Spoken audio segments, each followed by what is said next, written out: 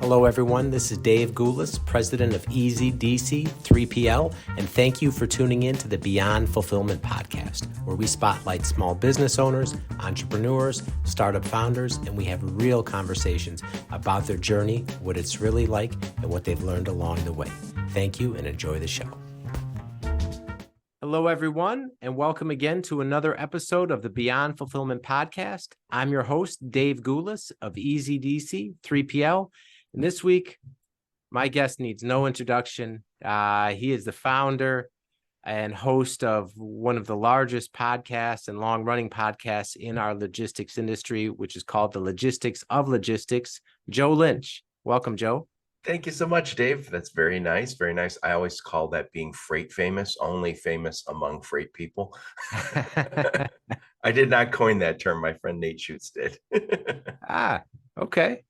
Yeah, makes sense. And yeah, this industry itself, right? A lot of people involved and have big followings. But yeah, like you said, right, it's very industry specific. And sometimes outside of that, maybe people don't know. But for those watching that may not know who you are, can you just give us your background and how the podcast came to be? Yep. So I'm the host of the Logistics of Logistics podcast. I started that about 5.5 years ago. I started it off as just every once in a while. I was still doing consulting, I was doing training for some companies about, logistics related stuff, sales related stuff. I was still doing a lot of consulting to large shippers, helping them select 3PLs. And then about the time of the pandemic, just the few months before the pandemic, my executive coach kind of made the point, you seem to really enjoy the podcast. Why don't you make that your business? And I was like, because I make no money from it. She goes, well, why don't you figure that out? So I've kind of figured that out. But anyway, I had a long career before I started the podcast. Started my career we're both in Michigan. So I started in automotive a long time ago. My dad had a small engineering company. I went to work there, and I was a designer, draftsman, I guess, in automotive. And then I became a design engineer, program manager. I launched cars all over the world. Spent a lot of time on the product development process. How do you make cars faster? What I mean by that is the development process, not so much the plant. But then I did lean. I did a whole bunch of different things. And then in 08, 09, when everything melted down, I found myself unemployed. So I ended up at a little logistics company that needed a hand and fell in love with the biz. It was mostly less than truckload, but I loved it. And I thought I'll be here 18 months until Automotive gets its act together. And I stayed. So I've stayed at that little logistics company for 5 years, and I've been in the business ever since. And I started the Logistics of Logistics as a blog. So it was a blog. I was a writer, a blogger, for years before I started the podcast. So when people say, how'd you build that big audience? I was like, I had an audience from being a writer. I wrote 1,000 articles. So that's my long journey. Okay. Yeah. And so you started off your career working at your dad's company. And I heard you on another show telling the story of how all of a sudden, out of nowhere, your dad had a heart attack, and then you were thrust into having to run the company. Yeah, it was a small company. My dad had a heart attack, and yes, I ran that company while my dad was. That was back in the olden days when like heart attacks were like you were out of the office for a long time. So yeah, I ran my dad's company for a while. So my hair started going gray right then.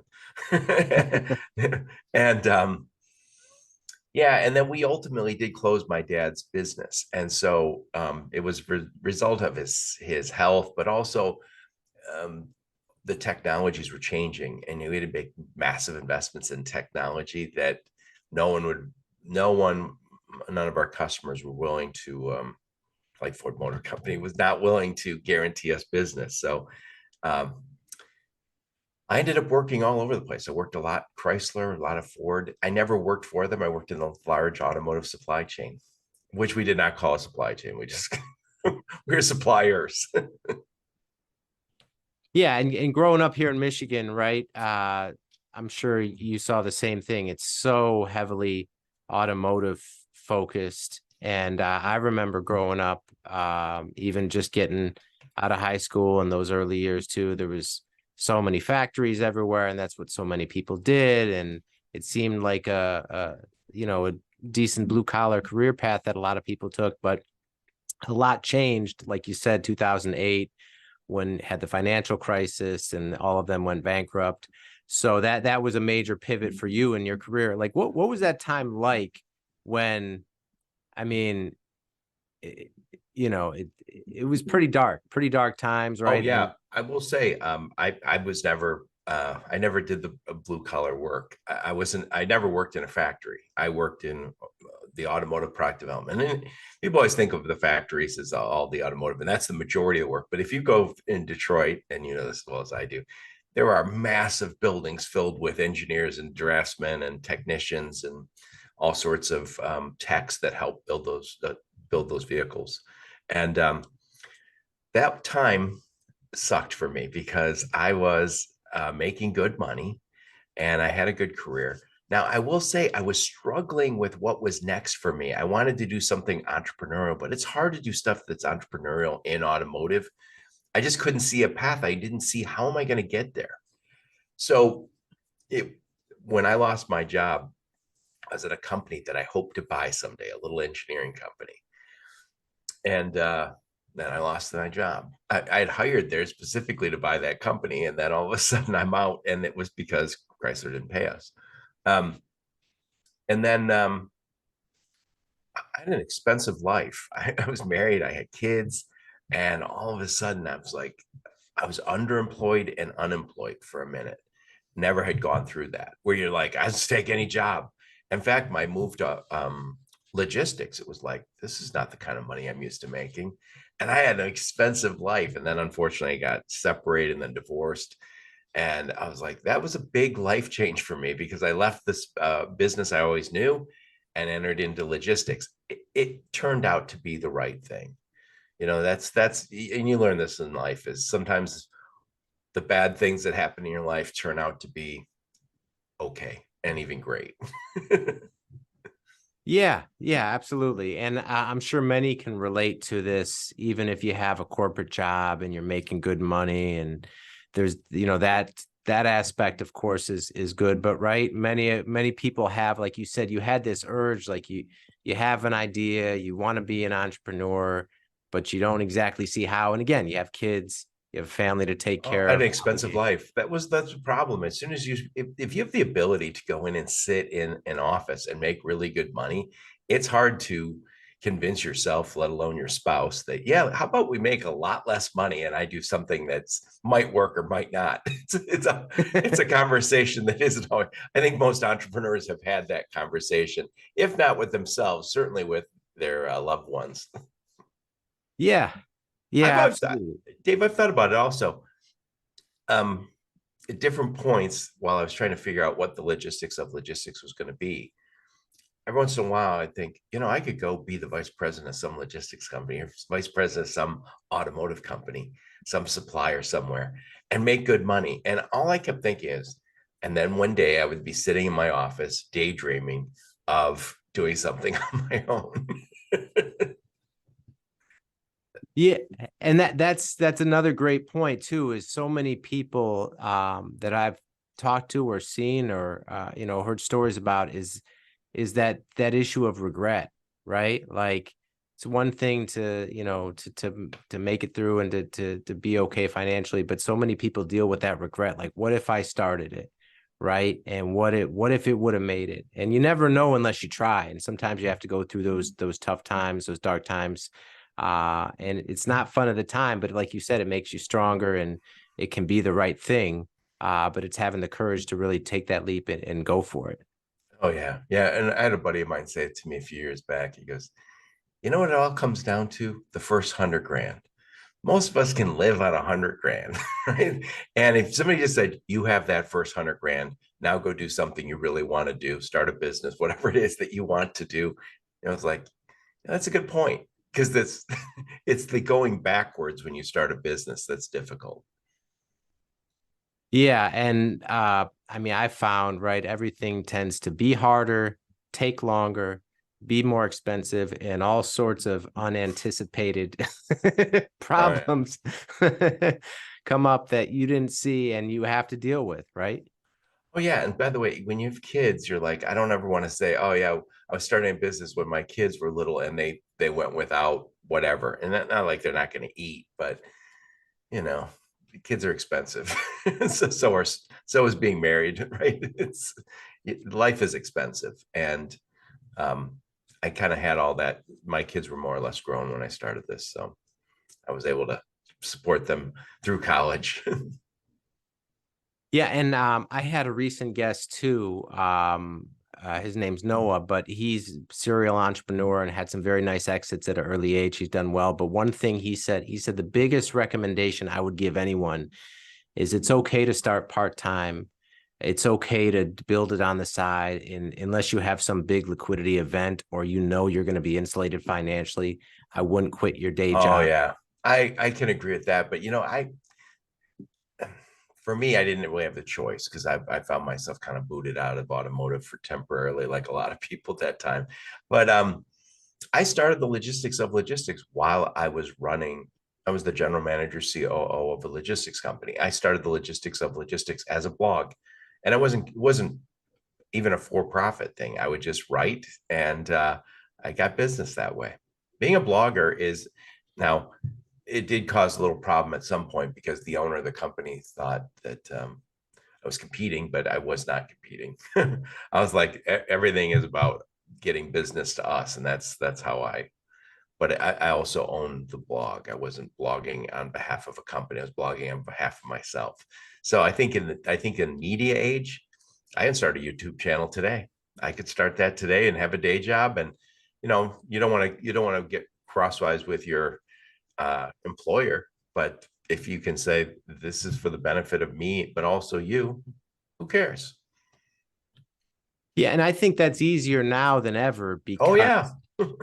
like even like with my kids are younger and from 10 to 20 ages, but like I talk about that with other adults where it's such a radical difference. Like when we didn't have internet growing up, we didn't have social media, we didn't have any of this, and now it's just normal where the kids are on social media and doing all this stuff, and it's just part, they don't know anything else.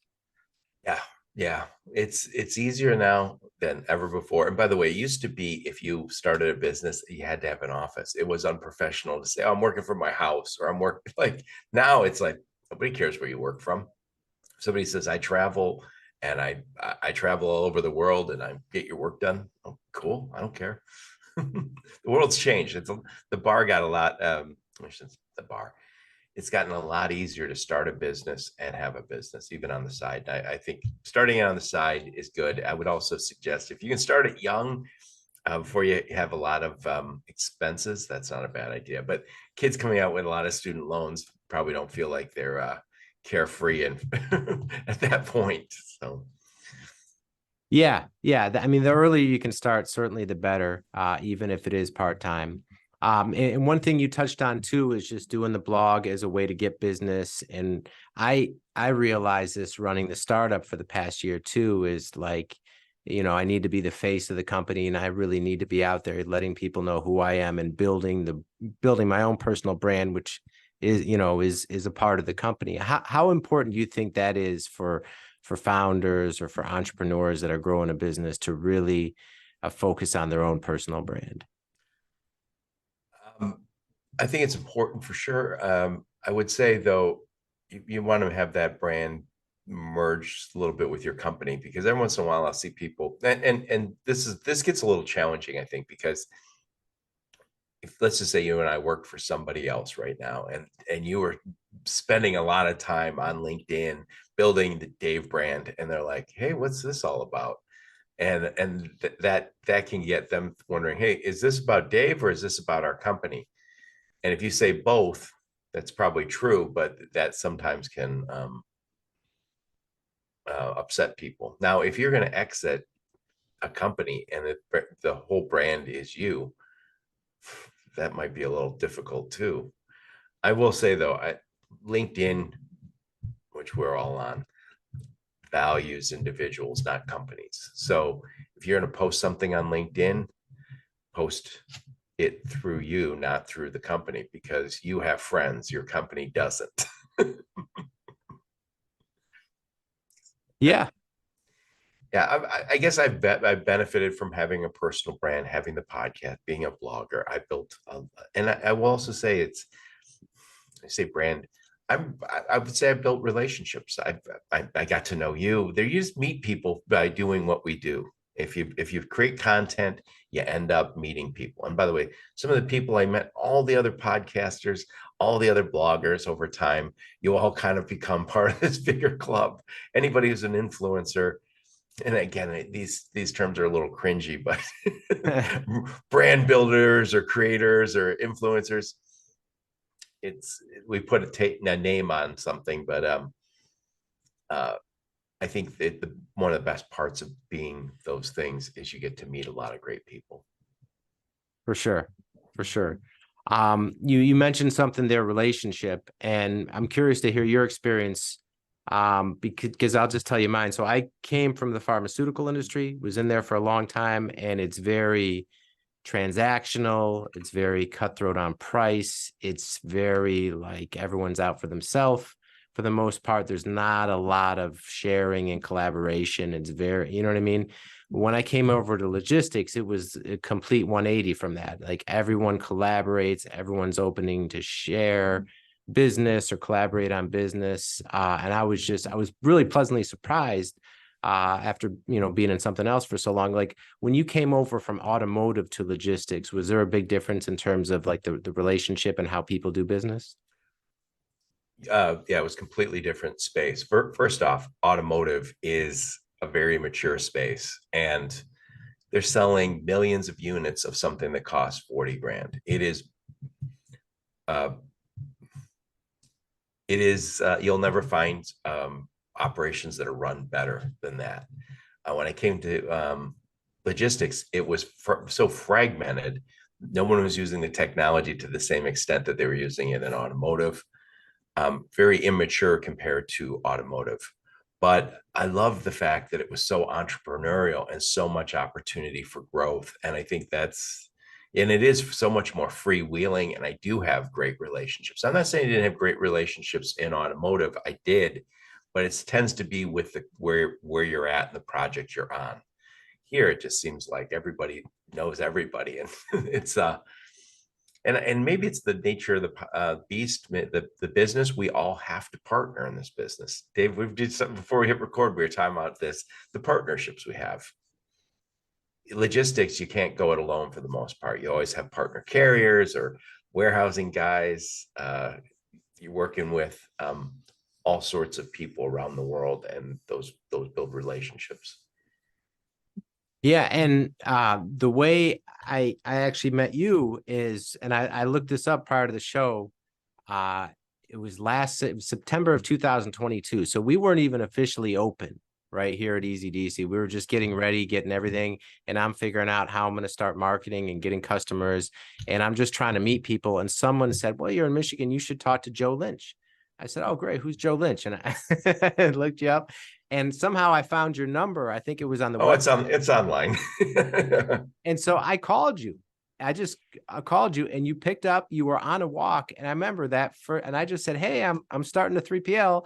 I heard you're in logistics," and you took like a half hour on the phone with me out of the blue and let me know about the industry, introduced me to numerous people, kind of gave me advice. And so like, have you always just been that, willing to help somebody and collaborative, even, for people you may not have a relationship or might not be big companies yet?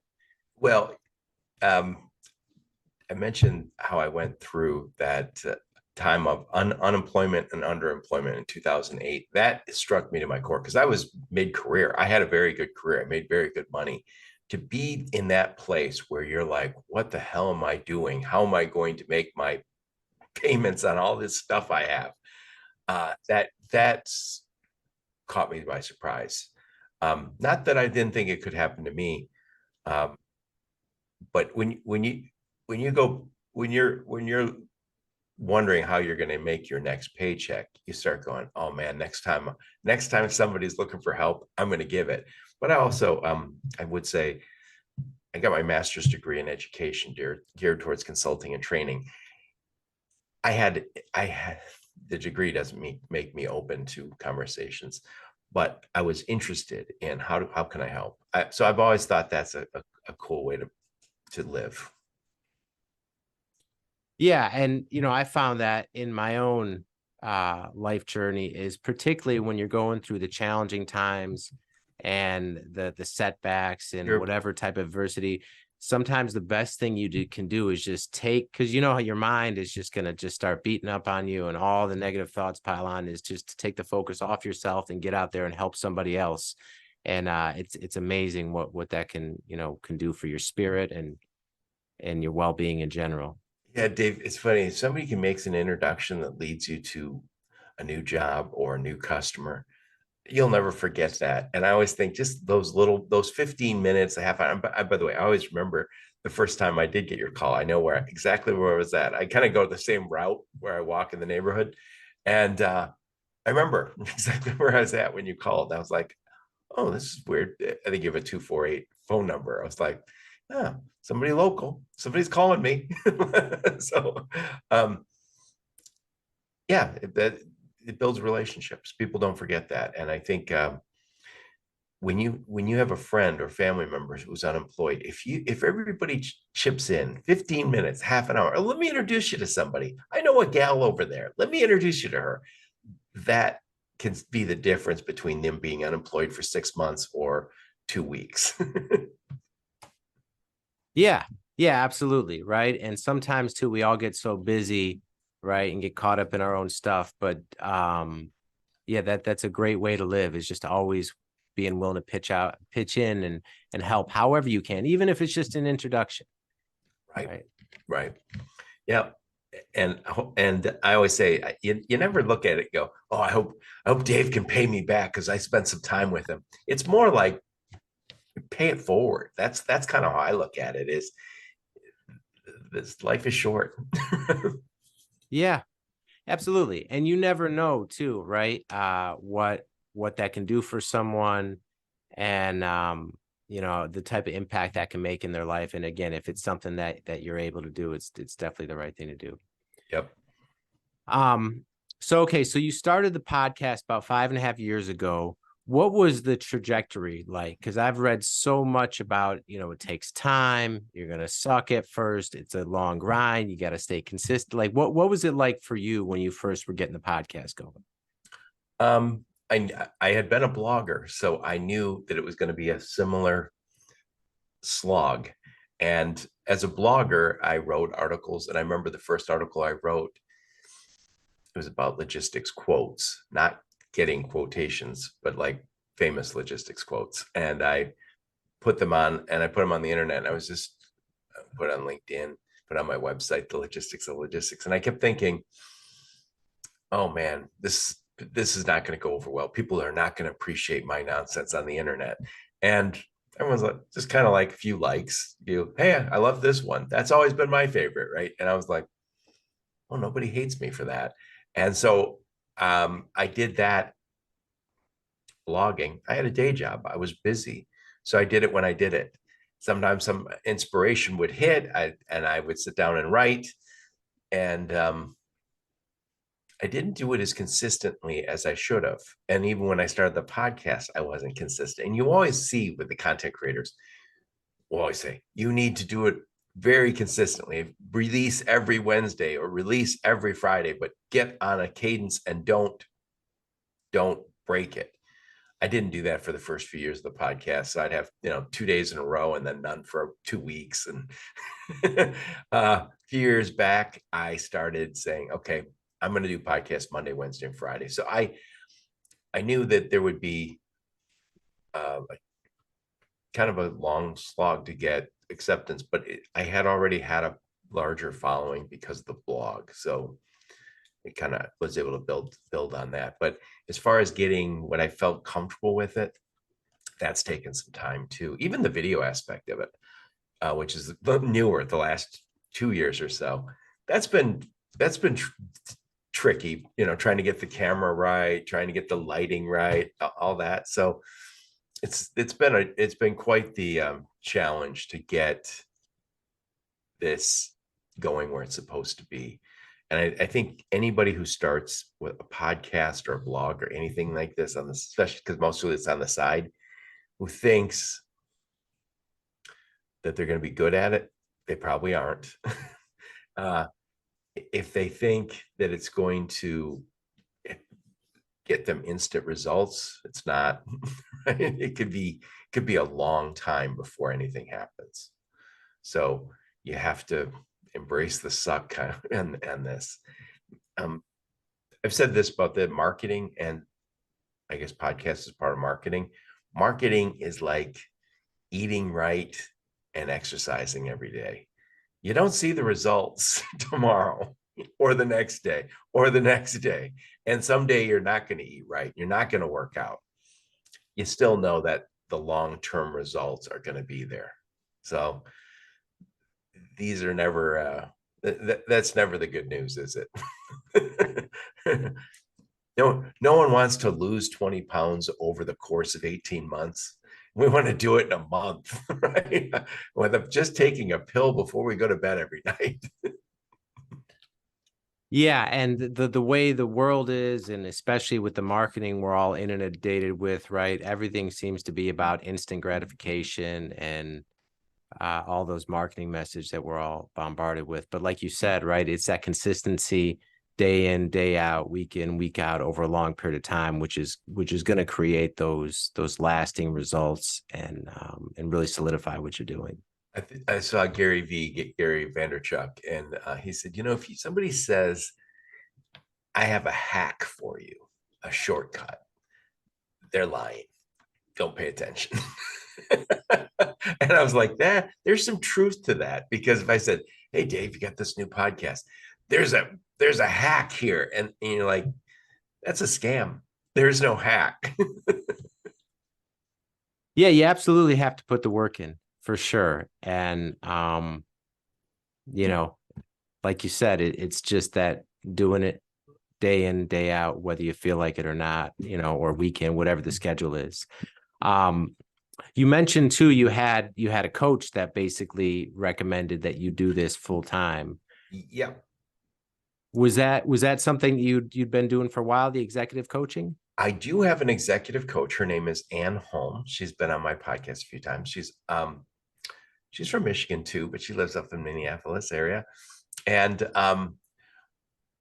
when I left Automotive and I found myself at a little 3PL, unfortunately I got separated and then divorced, and my kids were off to college, and so I was like, man, I'm making a brand new world. And so I got an executive coach, really just to say, okay, what should I be doing? So I always like the idea of self-improvement. And Anne has been great. In fact, she's the one who said, you need to start blogging. And I was like, blogging for what? She said, because you said you don't want to make cold calls, but you're in sales. And she said, start blogging. So I start, and then she said, just call it the logistics of logistics, because you like to explain things. I was like, okay. So I was like, I got a placeholder name. The logistics of logistics is a placeholder name. Then I called my brother-in-law and said, hey, I need a website. I was going to go with the logistics of logistics as a placeholder. He goes, oh, that's a great name. I was like, it's okay. It's okay for now. And then he goes, no, that's perfect. He goes, that domain is available. I was like, yeah, it's good for now. and then people kept saying, I love that name. And I somewhere along the line, I was like, that is the right name. So what Ann Holm has been able to do for me is, she's not one of the coaches who says, I've already done this, I follow my career. I've had a successful career to do what I do. She's a speech pathologist by training. So she's a brain expert, worked with people who had brain injuries. And she used Myers-Briggs and a whole bunch of other tests like that that tell you your personality type and then where your strengths and weaknesses are. And I think that has been really important to me, to understand where my strengths are, where my weaknesses are, because you don't want to. So we just talked about doing a podcast. Is a podcast for everybody? No, it's not. Maybe you're more cut out to do memes. Maybe you're the guy who's better on just doing phone calls. Maybe you say, I don't even want to be on the sales side. I found out I'm very analytical, and once I'm doing it, I feel like I'm in the zone. For a long time, I had in my resume when I was an engineer, detail oriented and analytical. I wasn't necessarily those things, but that's what people were looking for in engineers. That's like, that stuff bores me. So I would say what I got from my executive coach was where my strengths are, where my weaknesses are, where my pitfalls are, and how to avoid them. It's not perfect, but it's a good start. Yeah, that's great advice. And I'm actually in the middle of writing a piece for someone else. And long story, but one of the topics is about, like, for young people and whatnot, is how important it is to really know yourself. Like when you're getting out there in your career, and not necessarily what other people say about you, but really taking time within yourself to understand, what do I like? Where are my strengths? What do I seem to be naturally good at? What brings me joy? What gets me in flow? I mean, how important, because I see a lot of people that maybe look like they've just somehow gotten a situation where they're not in the right job or career, and it's just not working. Like, how important do you think that is for people to really take time and get to know themselves when they're getting out there in the workforce and deciding what they want to do? Well, again, it's somewhat part of my personality type to say this, but I do think that's critically important. And I worked, and there's a lot of people my age whose parents were like, go into this career because it pays well. Be a lawyer, be a doctor, be an engineer because it pays well. And it did. I got paid well when I worked in engineering. It wasn't my gift. And what I started to realize is I was going to engineering school still at night. I already had my undergrad in business. And I realized the engineers I worked with, the very best ones, were renovating a house, and they love that, and they build their own computers, and they say, oh, I bought a 57 Chevy, and I'm gonna redo it. And I was like, oh, none of those things interest me. I like the Wall Street Journal. I like to self-help books. I didn't care about stuff. I cared more about the people side. So I did feel like, yeah, the best engineers are going to be into things. That wasn't me. So I switched out of engineering, got my master's in education geared towards consulting and training, which better fit me. So I think you have to figure out what you're good at. And we don't do enough of that, especially for kids. Figure out what your strengths are, figure out what your weaknesses are, and for God's sakes, don't go into something just for the money, because you'll never be, if it's not what you're supposed to be doing, you'll never be good at it. Yeah, and you won't be happy either, right? Like the money may, if you get in it for the money and you get the money, it might, pacify that for a little while, but ultimately you won't be fulfilled, and you won't be really living on purpose and using your gifts. Right. And when I was in engineering, I did well, but it was always because I was the one who was willing to do more of the people oriented stuff. So I would move into program management. And I remember some of my engineer friends go, dude, how many meetings do you go to every day? I was like, I don't know, 5 or 6. They're like, I would kill myself if I had to go to 6 meetings today. I was like, yeah, but that was good for me. Bill Gates said this one time. Bill Gates was this, I don't know if he's had this title, but he was the chief technical officer of Microsoft for a long time. Then he becomes the CEO as the company gets big. And he said, I was working 10 hours a day as the CEO and hating life. And he said, absolutely hating it. And he says, then he promotes Ballmer to CEO and puts himself back in the CTO spot. And he goes, then I'm working 12, 14 hours a day, and I'm wired and excited about life again. And because he wanted to be with the product, he wanted to be with the technical people. It's a lot to be learned. Yeah, absolutely. And, I don't know about you, I suspect the same thing, but I've known, I started this podcast a couple months ago, and I kind of looked up and figured out how I did so many episodes so quickly. But I realized too that even the part I do is just the interacting, the booking the guests, having the interviews, actually gives me energy, and it doesn't really feel, even though it's work technically and it takes time, it doesn't really feel like work. I Gotta imagine, is that the same for you with your Oh podcast? yeah. Well, what I would say, Dave, is just, but the cool thing about my podcast, the cool thing about your podcast is you get to talk to people, learn their story. I talk to a lot of very successful people. It's, at some point, you're going to come on my podcast. Um, we've we get to talk to very interesting people, and they say you become kind of the 5 to 7 people you hang out with. I hang out with really smart people 3 days a week on my podcast. People who are living their dreams. And it's not to say their life is perfect, but it's, if you want to be an entrepreneur, you want to talk to other entrepreneurs. And by the way, I don't have just entrepreneurs in my podcast. I don't even think it should be everybody's goal. If you don't want to do that, don't do that.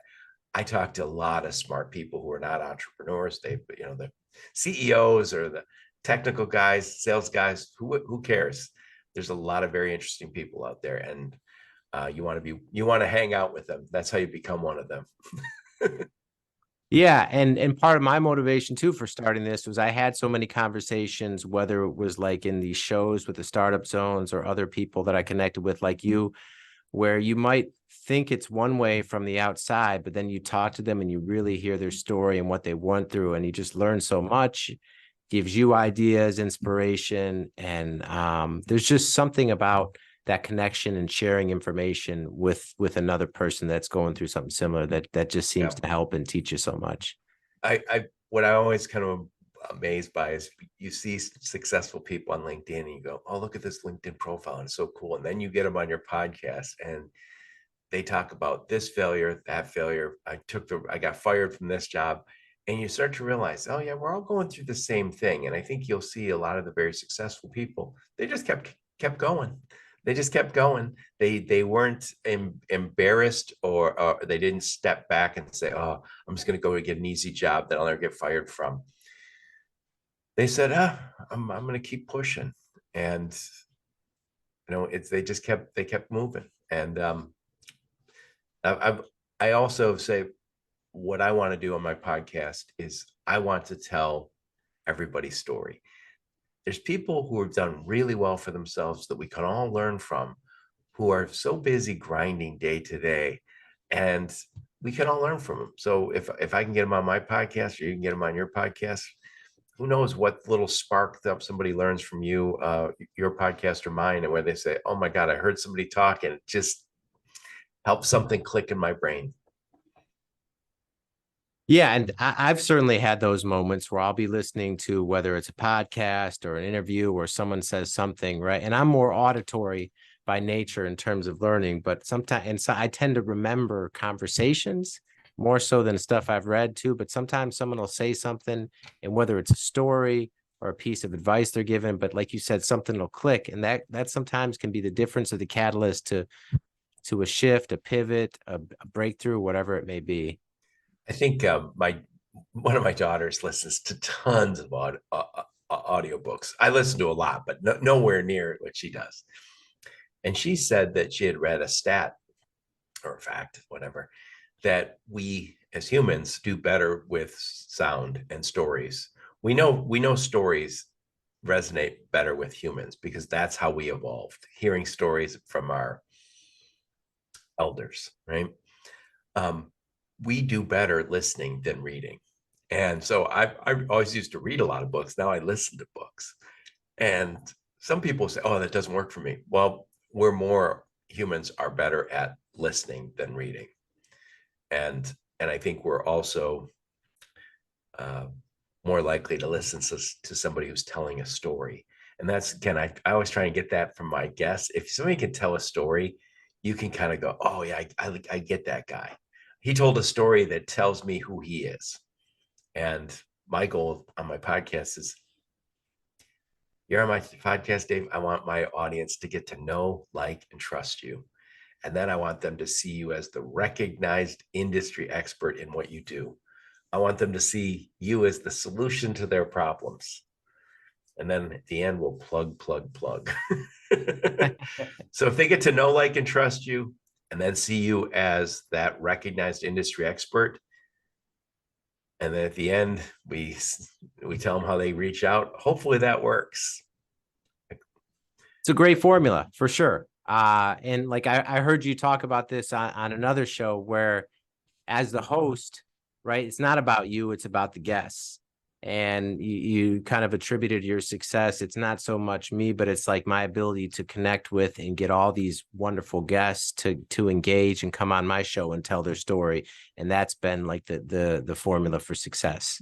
Yeah, it's funny because when you start a podcast, you're like, my first podcast was with Steve Elwell, a good buddy of mine. And I introduced you to Steve. So you know Steve.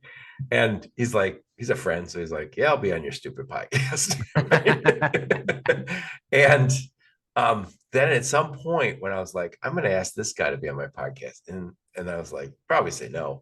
And then the guy's like, yeah, sure. You're like, whoa, wait a sec.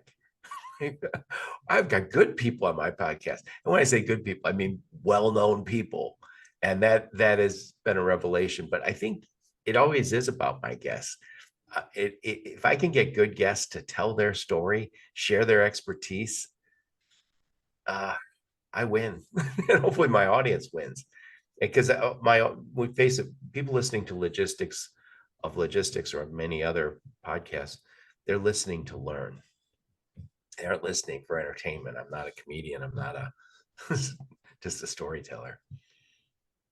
Sure. And in today's world too, right? It's so busy. We're dealing with so much change, pressure, family, kid, right? Like sometimes too, even if it's 10 minutes, 20 minutes on a commute or on a walk or whatever, if you can listen to something valuable and that gives you information or an idea or whatever it may be, like you said, the audience wins unless you win.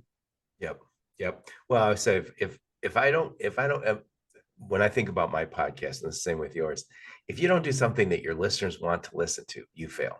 But also, if there's nothing in it for the guest, then they fail. So if I was on this podcast, and of course I wouldn't say this, but if I was on this podcast, that was a waste of my time. It's boring to talk to Dave. I feel like I came off stupid. Hopefully I don't. Then there's nothing in it for me. So my goal is for my guests to get some business or at least gain some favorable attention. And my audience, hopefully they learn something. They glean some information from it. Yeah, very true. So we've got 2024 right around the corner. And your show is, bigger than ever. What are you most excited about coming up in the next 12 months? Well, I'm hoping we kind of get past this freight recession for one. I'm also interested in building more of a media company. And when I say media, I've started this as a podcast. Well, I started as the logistics as a blog, and then I got into podcasting. I want to kind of build more of a media company where it's the website, which is good, not great. That, by the way, I have a great website, guys. It's me who's not making it great. I want to get the YouTube channel going better. I always want to grow my podcast audience. I want to get better at what I'm doing, and I think I'm also considering some other formats for the podcast. So I'm going to continue doing the logistics, but I might do another type of, because mine is all about kind of long form, 45 minutes. So I'm thinking, can I do more that is video oriented, YouTube first?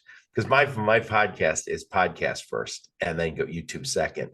I could do something that is more YouTube first, podcast second, if you understand what I'm trying to say there. So Sure. So I'm interested in keep growing the logistics because I love what I'm doing. And it's funny, I was just talking to some buddies and they're like, yeah, I think I'm gonna retire in this year, that year. And I was like, yeah. And they're like, what about you, Joe? I was like, I like what I'm doing, man. I don't want to stop. I'm not old enough to retire, by the way. Yeah, and that whole concept too, right? Like it's one thing to, obviously you want to be secure and all that in your older years too, but if you're having fun and you're being productive and you're doing meaningful work that helps other people, why would you stop?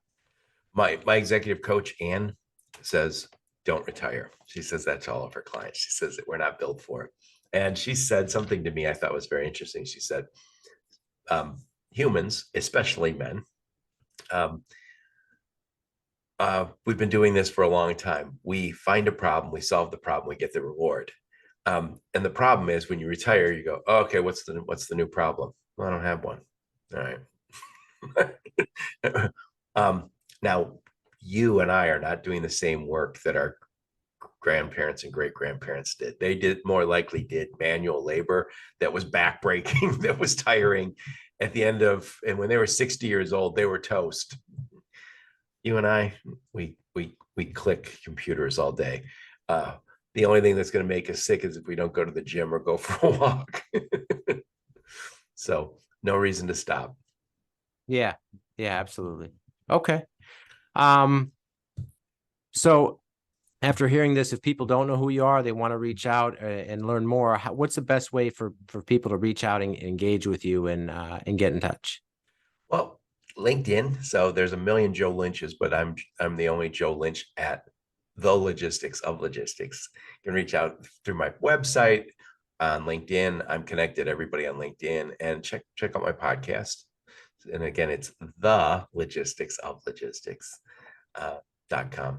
And what I do is I interview logistics, supply chain, transportation, warehousing people. And my goal is for my audience to learn something from those experts. And hopefully those experts also get some business from being on my podcast. All right. Yeah. And listen, you've been doing a great job. You've been doing it for several years now. It's bigger than ever. You have a big audience and a lot of people tune in and get value from it every week. So you're certainly doing something right. So yeah, for sure. Check Joe out. And again, thank you so much for being here and being on the show. I really appreciate it. And best of luck with everything that you're doing. Thank you so much, Dave. Have a happy Thanksgiving. Yep. Happy Thanksgiving. That's all the time we have this week. We will see you next time. All right. Hello again. Dave Goulas here. Thank you for tuning in to the Beyond Fulfillment podcast. If you like what you heard on today's episode and you got value from it, please click the link below to subscribe so you'll be notified of future episodes when they drop. If you would like to be a guest on a future show, you can also click the link below, or you can email us at info@beyondfulfillmentpodcast.com. That's info@beyondfulfillmentpodcast.com. Thanks again for tuning in, and we'll see you next time.